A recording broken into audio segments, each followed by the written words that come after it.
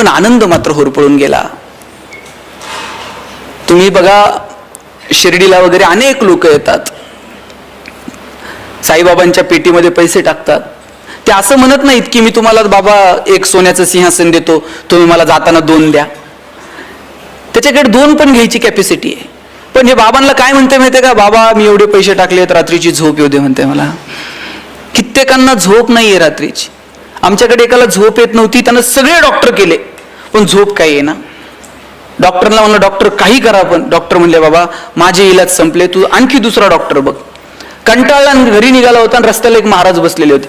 महाराजांचे जाऊन पाय धरले. महाराज म्हणले तुला झोप येत नाही, मी काय करू बाबा. नाही म्हणला सगळे डॉक्टर झाले, महाराज काहीतरी उपाय सांगा. महाराज म्हणले आता कुठे याच्या नादी लागता. महाराज म्हणले एक काम कर, ज्याला झोप लागते त्याचा शर्ट घालून झोप म्हणले. हॅलो म्हणला, महाराजांनी एकदम सोपा उपाय सांगितला.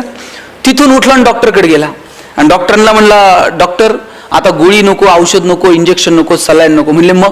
म्हणले मला तुमचा शर्ट द्या म्हणले. म्हणले शर्ट बावळट आहे का तुझं. ते म्हणले अहो मला महाराजांनी सांगितलंय ज्याला झोप लागती त्याचा शर्ट घालून झोपत जा. डॉक्टर म्हणले तुला कुणी सांगितलं मला झोप येते नीट म्हणून. हॉस्पिटल बांधायला कोटीत कर्ज काढलंय, बँकेचा हप्ता जवळ आला का गरज नसताना पेशंट ऍडमिट करावं लागतंय, गरज नसताना सलाईन लावावं लागतंय. त्याच्यात मेवण्याला मेडिकल टाकून दिलंय, ते मेवण्यालाच द्यावं लागतं साहेब, लिखित नियम आहे. महिना अखेरला आमची भांडणं वादावधी, अजिबात झोप नाही. उठ म्हणले दोघं मिळून शोधू कुणाला झोप लागते. दोघं मिळून एका इंजिनियरकडे गेले. म्हणले बाबा तुला झोप येते का. इंजिनियर म्हणला 6 महिने झाले पालिकेत बिल अडकलंय, ह्या टेबल. उठ म्हणले चल. 25 जण गोळा झाले पण एकाला सुद्धा झोप लागत नव्हती. शेवटी एका पुढाऱ्याकडे गेले. म्हणले बाबा तुला तर लागत असेल, आता आमचं दुखणं काय सांगायचं आहे. म्हटला कधी कोण मुख्यमंत्री बदलल आणि कधी कोण सत्तेवर येईल आणि कधी कोण गुवाहाटीला जाईल आणि कधी कोणाला तिकीट मिळेल, काही सांगू शकत नाही. म्हटला सगळं काहीच शाश्वत नाही, आमच्या इतकं तर दुःखी आणि संकटात कोण नाही म्हटले. त्यांनी मग साहेब एक करा, तुम्ही आमच्या सोबत चला, आपण शोधू कोणाला झोप लागते. 25 जण गोळा झाले पण एकाला सुद्धा झोप लागत नव्हती. शेवटी सगळेजण दमले आणि एका शेताच्या बांधावर जाऊन बसले. म्हणजे जरा दम खाऊ आणि संध्याकाळी परत शोधाशोध सुरू करू. एक शेतकरी नांगरत होता, धोतर गुंडाळलेलं, अंगात शर्ट नाही, घामाघूम झालेला. नांगरून झालं, बैला आंब्याला नेऊन बांधली, पळत पळत गेला, विहिरीत उडी मारली, बाहेर आला, अंग पुसलं, बायकोनं दिलेलं गाठोडं सोडलं, 2 भाकरी दुधात चुरून खाल्ल्या, पायातली चप्पल उशाला घेतली आणि 1 मिनिटात घोरायला लागला. हे 25 जण म्हणले सापडला की ज्याला झोप लागते म्हणून.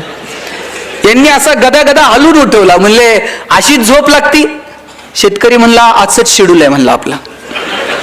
संध्याकाळी म्हणला सूर्य उतरायला खाली उशीर, वजभर गवत कापलं, घेऊन गेले, जनावराला खाऊ घातलं, सगळं म्हणला एकदम ओके. तुम्ही ते ओके तिकडे नेऊ नका. हे 25 जण म्हणले आमच्यावर एक उपकार करशील. म्हणले काय.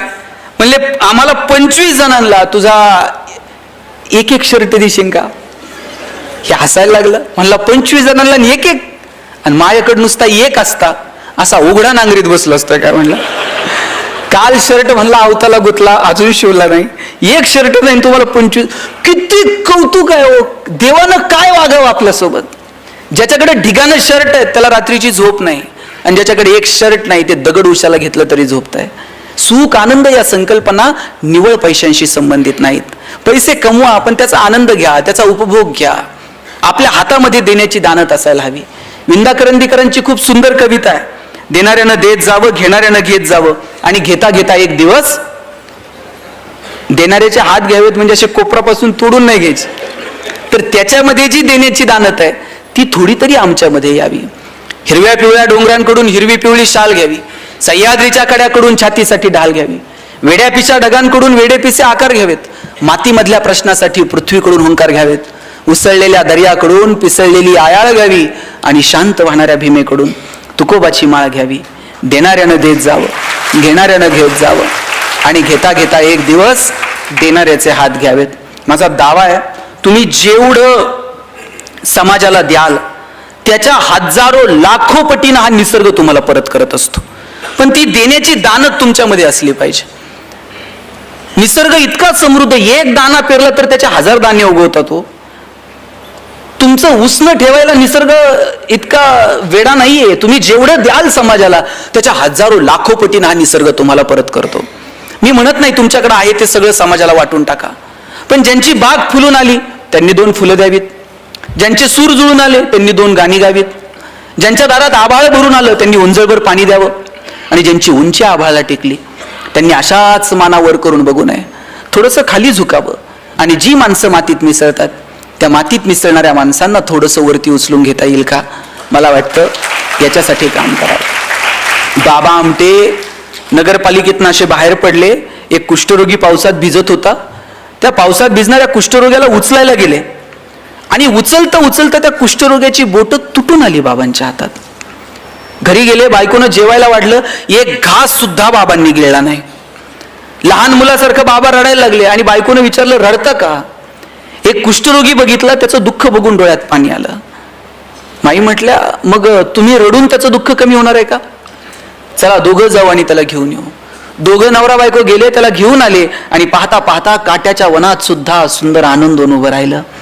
पण समाजाकडे पाहण्याची जी दृष्टी आहे ना, ती दृष्टी आपल्याकडे अपेक्षित आहे. हो, ती दृष्टी कशातनं मिळते? कुठलाही महागडा गॉगल लावून ती दृष्टी नाही मिळत, ती अंतर्मनातून प्रकट व्हावी लागते. ज्यावेळेस अर्जुनानं आग्रह केला कृष्णाला की विश्वरूप दाखव, त्यावेळेस कृष्ण तयार झाला हसत हसत की अर्जुना मी तुला विश्वरूप दाखवेल. अर्जुनालाही प्रश्न पडला की अरे राधा याच्या एवढी जवळची आहे, राधेला यानं विश्वरूप दाखवलं नाही. याच्या जवळच्या अनेक सवंगडी आहेत, अनेक गोप गोपिका आहेत, त्यांना कृष्णानं विश्वरूप दाखवलं नाही. आणि मग विश्वरूप दाखवण्यासाठी अर्जुनाची निवड झाली. याच्यापेक्षा आणखी काय असावं? अर्जुन खुश झाला.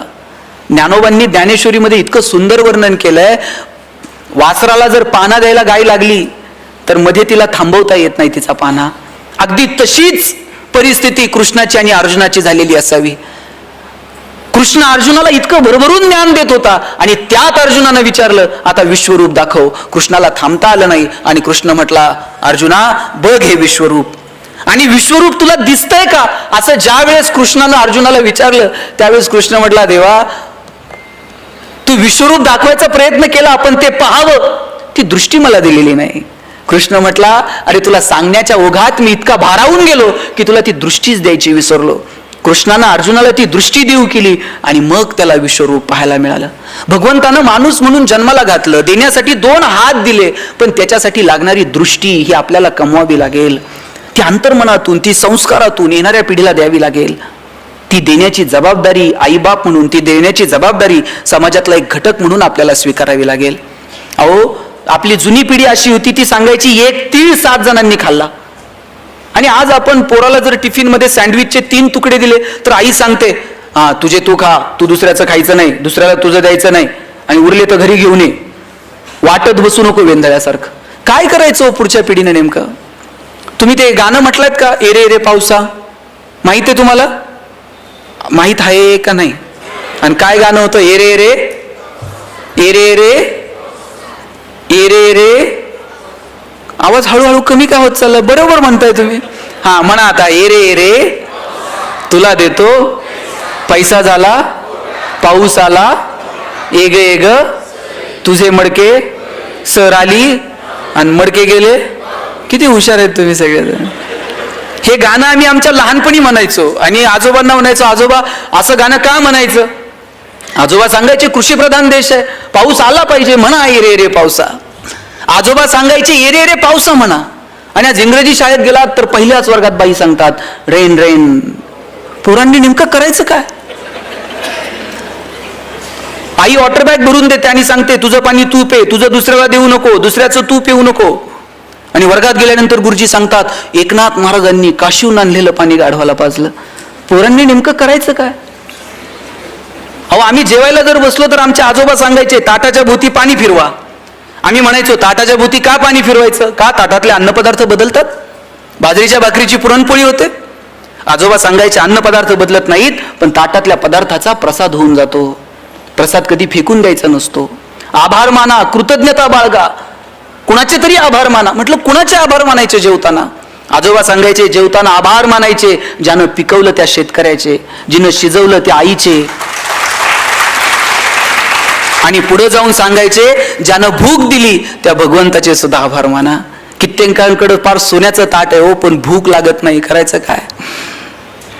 कितीतरी जण आहेत की ज्यांना अन्नाचा कण मिळत नाही म्हणून कोसो किलोमीटर दूर जावं लागतं, आणि कितीतरी जण असे आहेत की खाऊन पचत नाही म्हणून कोसो किलोमीटर चालावं लागतं.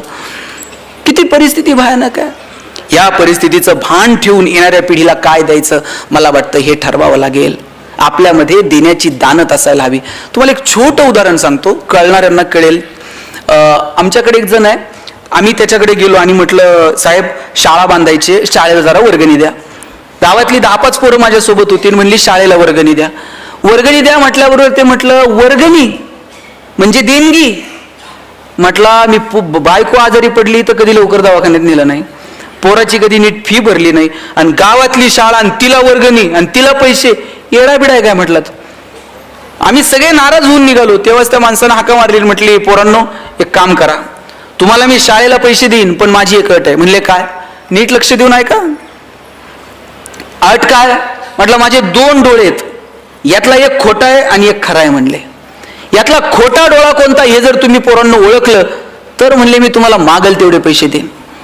अमेरिकेहून डोळा बसून आणलाय म्हटला, कुणाला सहजासहजी ओळखूच येऊ शकत नाही. त्यानं सांगितलं 2 डोळे, त्यातला खोटा कोणता? पहिलीतलं पोरग होतं. ते म्हणलं, काका डावा डोळा खोटा आहे म्हणला तुमचा. ह्याला आश्चर्य वाटलं, कुणालाच ओळखता येत नाही, पहिलीतल्या पोरानं ओळखलं डावा डोळा खोटा. त्या माणसानं विचारलं, बाबा तू कसं ओळखलं की माझा डावा डोळा खोटा आहे? पोरग म्हटलं, काका तुमच्या डाव्या डोळ्यात आम्हाला थोडीशी करुणा दिसली, थोडंसं प्रेम दिसलं, थोडीशी सहानुभूती दिसली, आणि म्हटलं हाच खोटा असला पाहिजे. तुमच्या वागण्यावरनं तर वाटत नाही खऱ्या डोळ्यात ती शिल्लक आहे म्हणून. काय जगतो आपण? 1 रुपयाचं नाणं वर जाणार नाही, आपण कशासाठी भांडतो? भगवान श्रीकृष्ण करंगळीवरती पर्वत उचलतो आणि बासरी मात्र 2 हातांनी घट्ट पकडतो. आता ज्याला करंगळीवरती पर्वत उचलता येतो ते बासरी तर अशी गरगरा फिरवली असती की नाही, मग ते 2 बोटांनी अशी घट्ट बासरी का पकडतो? कारण कृष्णाला ठाऊक आहे, पराक्रम हा रणांगणात गाजवायचा असतो आणि नात्यांमध्ये प्रेम जपायचं असतं. आपण उलट करतो, नात्यांमध्ये पराक्रम गाजवतो आणि रणांगणात शस्त्र खाली ठेवतो. नात्यांमध्ये काय पराक्रम गाजवायचा आहे हो? 10 वर्ष झाले भावाचं तोंड बघितलं नाही, काय पराक्रम आहे? एकाच आईच्या पोटी जन्माला आलेले 2 भाऊ ज्या बांधावर काहीच पिकत नाही त्याच्यासाठी भांडत बसतात. दोघांच्या भांडणात वकील 2 एकर विकत घेते हो. कसला पराक्रम आहे? 10 वर्ष झाले बहिणीचं तोंड बघितलं नाही, बहिणीच्या दारात गेलं, ती गेल्यानंतर तुम्ही साडीन चोळी घेऊन जाल, तिला कळतंय का भाऊ आलाय आणि आता रडतोय? नात्यांमध्ये पराक्रम नसतो गाजवायचा, नात्यांमध्ये प्रेम द्यायचं असतं, आणि रणांगण गाजवायला पराक्रम रणांगणात गाजवायचा असतो. आपण उलट करायला लागलो, नात्यांमधली मजा हरवून गेली आणि आपण इकडे तिकडे साधनांमध्ये मजा शोधायला लागलो. माझं सांगणं मी जास्त वेळ आपला घेत नाही, पण एक सांगतो की आयुष्य खूप सुंदर आहे. छोट्या छोट्या गोष्टींचा आनंद घ्या. आपल्या प्रत्येकात काहीतरी वेगळेपण आहे, ते वेगळेपण आपल्याला ओळखता आलं पाहिजे. छोट्या छोट्या, मगाशी कुणीतरी सांगितलं की संकटांना घाबरू नका. काय घाबरायचं संकटांना? संकटांच्या समोर असं छाती काढून उभं राहता आलं पाहिजे शिवाजी महाराजांसारखं. कुणाच्या बापाला आपण कधी घाबरू नये. घाबरायचंय ना आपल्याला, आपण आपल्या कर्माला घाबरावं. इतर कुणाला घाबरण्याची काय गरज आहे?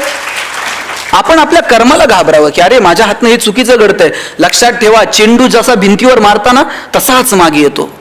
तुम्ही जे पेरणार आहात ते उगवणार आहे. गहू पेरून कधी ज्वारी उगवत नाही. तुम्ही जे कर्म करणार त्याची फळं तुम्हाला इथंच फेडायची आहेत. म्हणून घाबरावं तर कर्मांना घाबरावं. काय द्यायचं समाजाला ते ठरवा, कसं जगायचं ते ठरवूयात. कधीतरी अंतर्मनात डोकावून स्वतःचा कधीतरी विचार करूयात हो. आम्ही तो विचार करणं जेव्हा सोडून दिलं ना, तेव्हापासून आयुष्यातली मजा हरवून गेली. म्हणून या कार्यक्रमाच्या निमित्तानं मला आपल्या सगळ्यांना आवर्जून सांगायचंय की आपण काय करायचं ते ठरवून घेऊया. छोट्या छोट्या गोष्टींचा आनंद कसा मिळवता येईल हे ठरवून घेऊयात. जगण्यातली समृद्धता निवळ साधनांमध्ये नाही, ती कुणाच्या तरी मदतीला धावून जाण्यात आहे, हे स्वतःच्या मनाला सांगून बघूयात. हे आयुष्य परत कधीच कधीच मिळणार नाहीये. म्हणून ज्यांच्याकडे आहे त्यांनी थोडं तरी समाजाला देता येईल का, मला वाटतं या दृष्टीनं प्रयत्न करावा. मला एक आवर्जून एक गोष्ट आपल्या सगळ्यांना सांगायची आहे. बघा, मी का असं म्हणतो की आपल्याकडे जे आहे ते इतरांना देता यावं? कारण या जगाचा नियम आहे की आपल्याला इथून काहीच घेऊन जाता येणार नाहीये. मी माझ्या वडिलांना विचारलं होतं की जगणं कशानं सुंदर होईल. वडील म्हटले होते तू यादी कर की आतापर्यंत तुला किती लोकांनी मदत केली.